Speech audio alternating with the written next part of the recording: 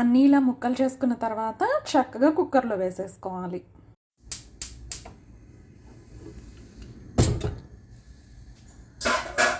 Gas మీద పెట్టేసి 2 to 3 whistles వచ్చేంత వరకు వెయిట్ చేయాలి.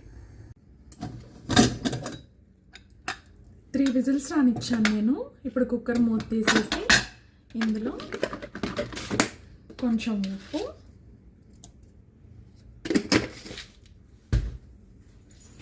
అలాగే కారం,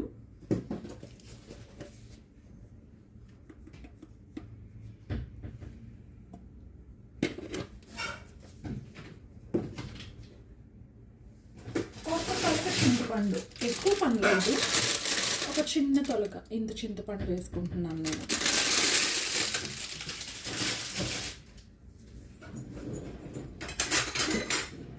నేనేం చేస్తానంటే ఈ చింతపండుని వేడి ముక్కల్లో కొంచెం అట్లా పెట్టేస్తాను.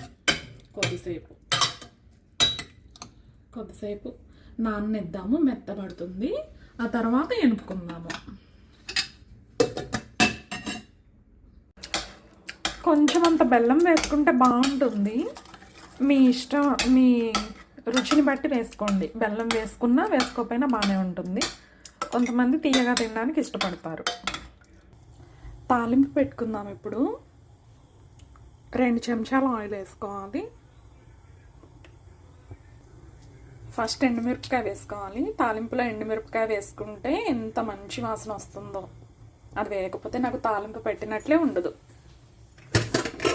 ఇప్పుడు పోపు పెట్టుకుందాం. కొంచెం ఆవాలు,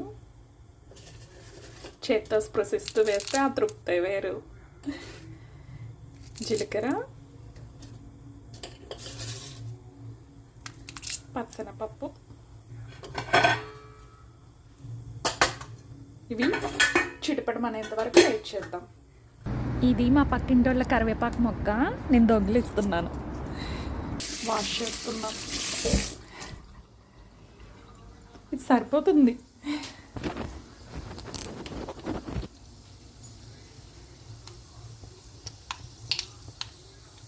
చిటిపెట శబ్దం వినిపిస్తుందా? మంచి వాసన కూడా వస్తుంది. ఇప్పుడు గ్యాస్ కట్టేసుకుందాం.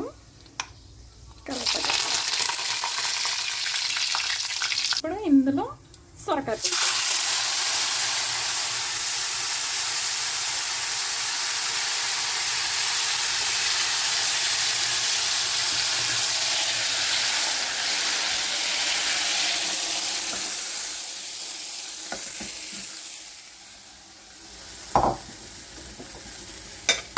అంతే, సొరకాయ పులుసు రెడీ.